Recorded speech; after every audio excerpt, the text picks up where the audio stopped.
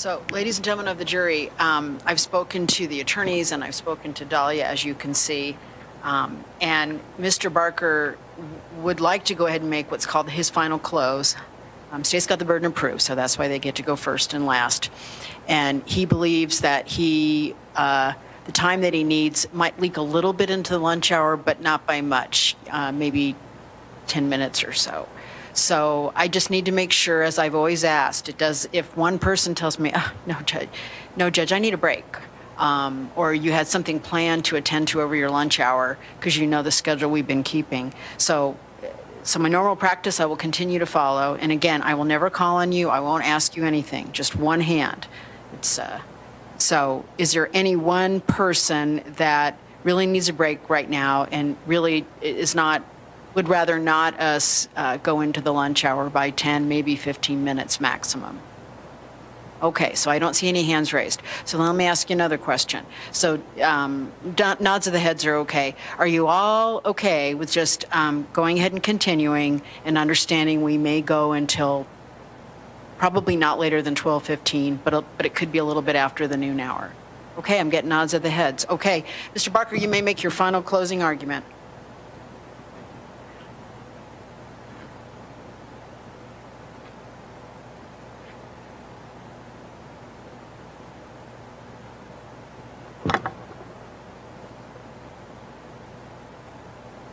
I appreciate everybody's willingness to stay.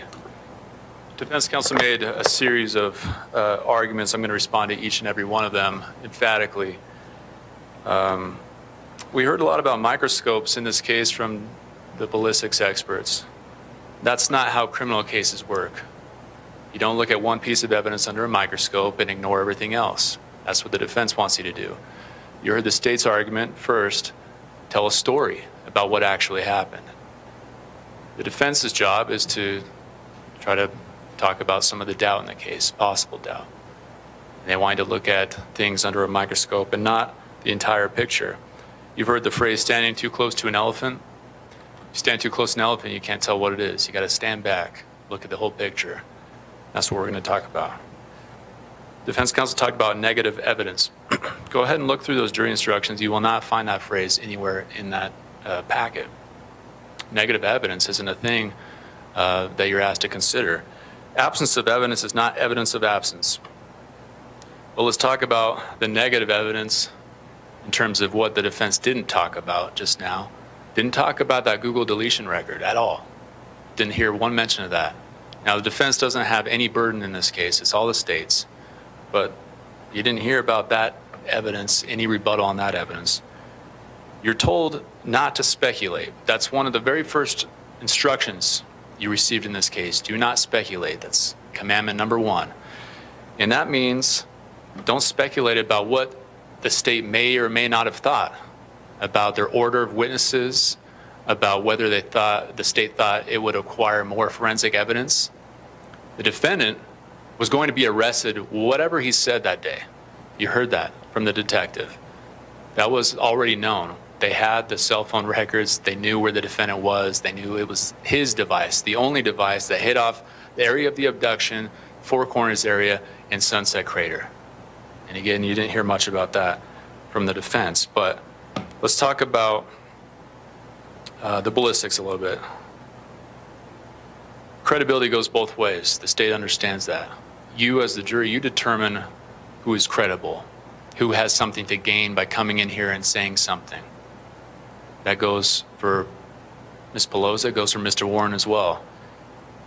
Ms. Pelosa, as you recall, said that it was a match, and didn't bring any photos in. And the defense made a big deal about that because they had an expert who had put together a bunch of photos of his own. But even he conceded that photos aren't typically used in trials because you can't compare ballistics. You can't compare bullets just with photos. It's improper. You got to look under the microscope. And Mr. Warren said, well, really the best way would be if you had like 700 photos going three-dimensional. Remember how Ms. Pelosa talked about she's looking at a pattern of stria. It's not just one two-dimensional photo. She's looking at the entire thing, a global look at the bullet. Again, it's not just one side of a bullet. Defense counsel talked about how Ms. Pelosa, that someone disagreed with her work. And there was that whole exchange, and counsel was animated about that with Ms. Pelosa. But when I asked Mr. Warren about the 3 times that people disagreed with him, what was his response? No, I disagreed with those 3 people, right? It's just a semantics argument, I guess, for these folks. But he had 3 people disagree with him in his work. And that's only in 12 years as opposed to 25 plus years with Ms. Pelosa. There is absolutely no evidence that Ms. Pelosa only spent 2.5 hours looking at this evidence. That's what defense counsel suggested, but she did not adopt that. And you have an instruction, or you had an instruction in the preliminary instructions that told you that a lawyer's questions are not evidence. Unless they are adopted, they don't become evidence. So the defense can say all he wants that she spent 2.5 hours. That is not evidence in this case. He talked about Mr. Warren's efforts looking at the bullet, all those photos he took, all that time he spent. He's being paid $250 an hour. You better believe he's going to spend a lot of time looking at that evidence.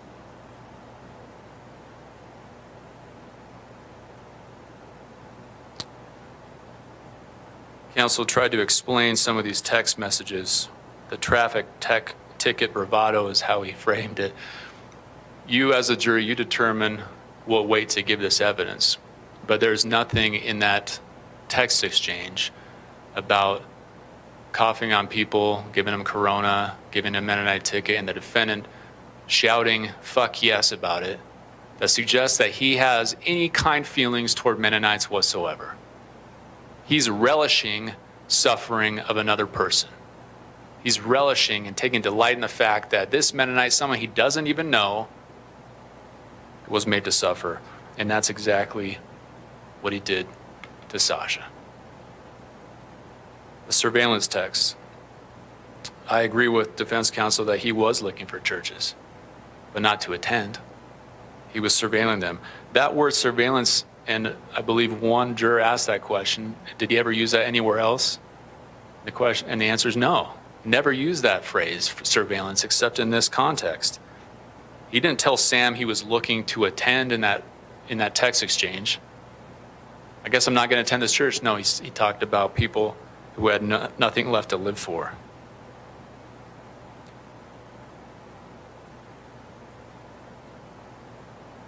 Defense counsel made, I don't know if you call it a big deal, but talked about rebuttal evidence.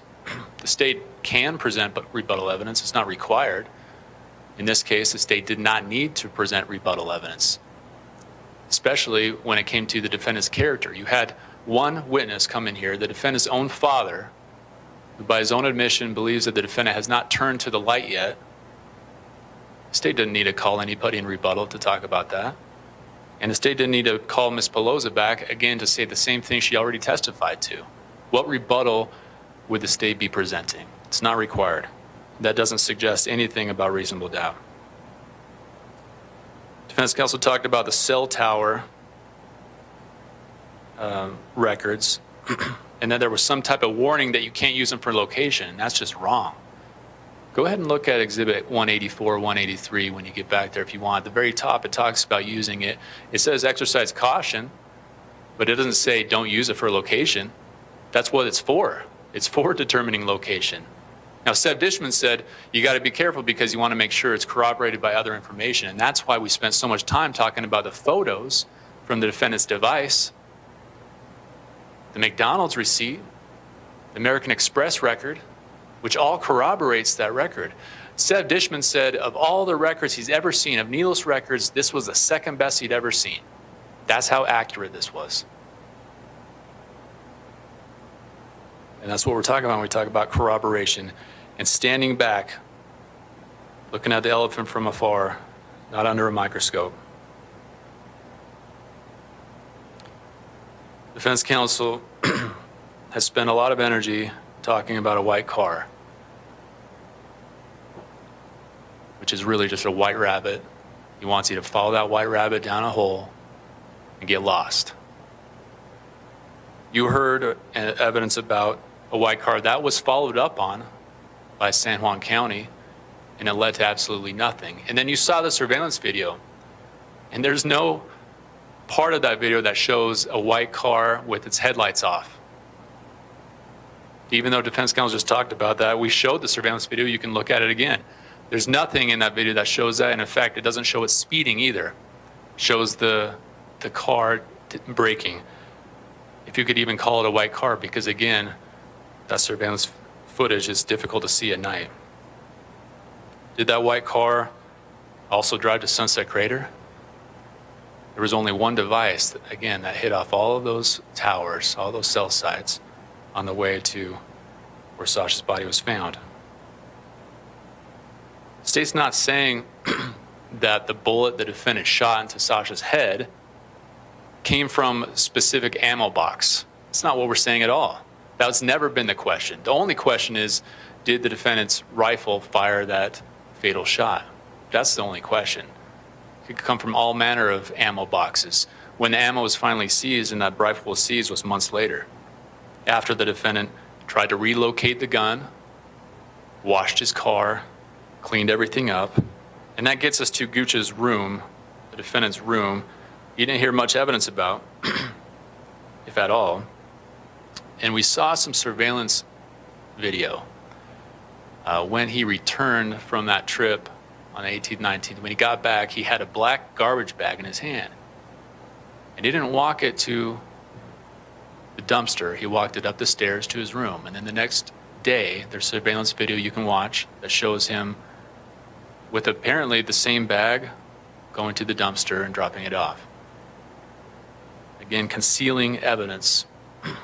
What would the police expect to find in a room where the defendant had constantly been trying to cover his tracks? Again, look at that flight instruction, that concealment instruction you received.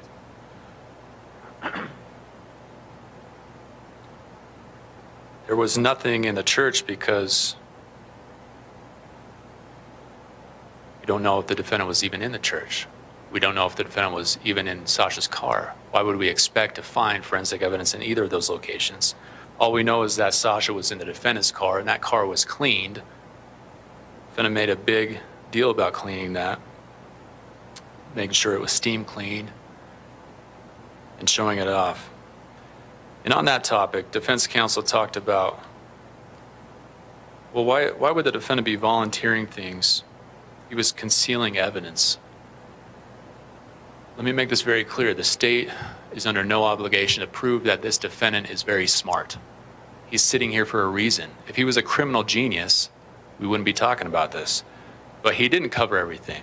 He did leave some things uncovered. And that's why we're here.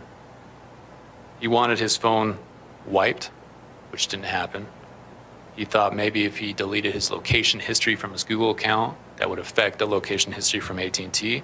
It did not.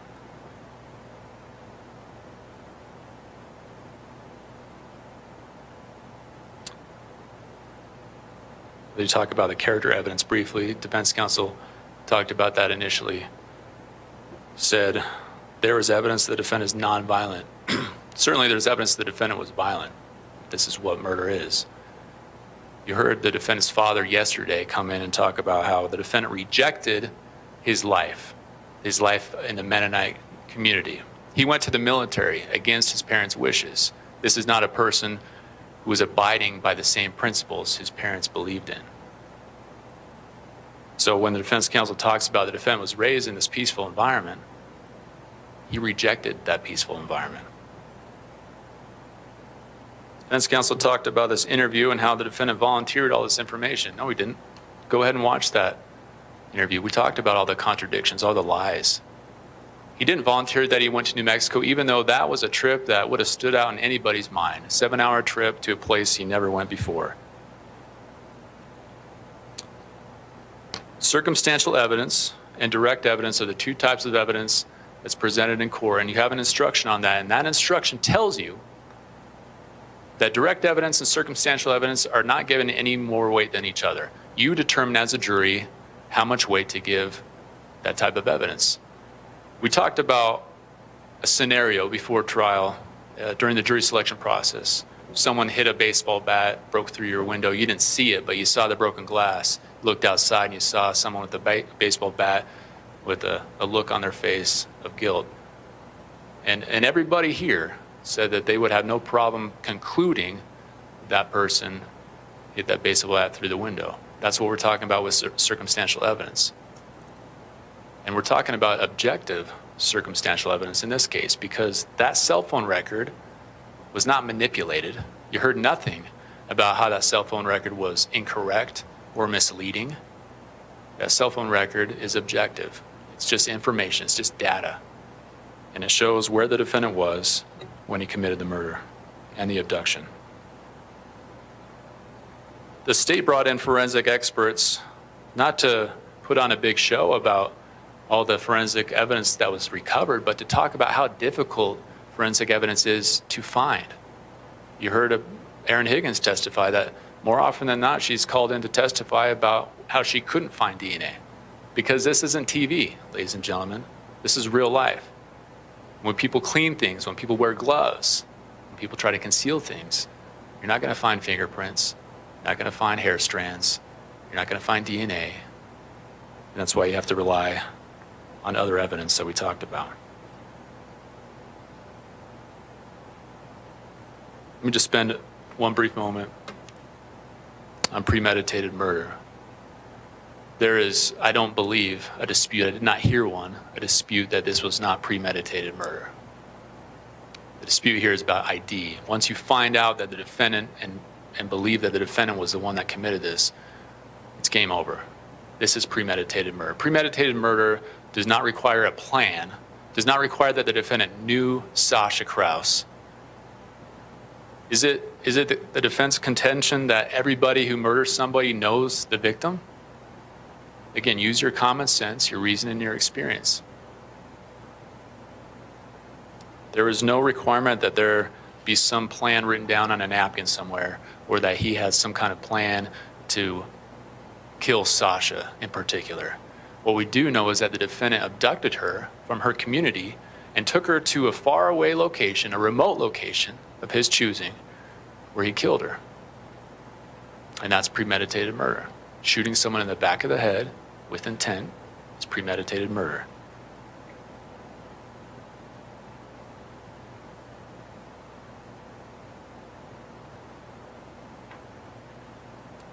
And I would suggest, the state would suggest, the fact that the defendant did not have communications with Sasha makes this even more terrifying.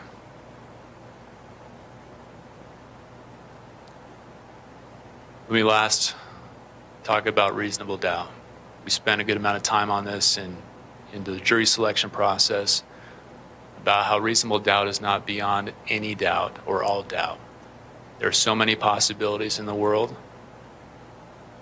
We don't have to account for all the possibilities, but we do have to consider what the evidence shows. And that's what the police did in this case. They didn't follow a white car to some other area. They followed the evidence. That's what you're told to do. Where was the defendant when Sasha Krause was abducted? Where was the defendant when Sasha Krause was killed? Who tried to conceal his whereabouts? Who tried to conceal the murder weapon? And all those, the answer to all those questions is, of course, Mark Gooch. Ladies and gentlemen, you have all the evidence you need to find this defendant guilty. That's what the state is asking you to do today. Thank you. Thank you. Mr. Barker.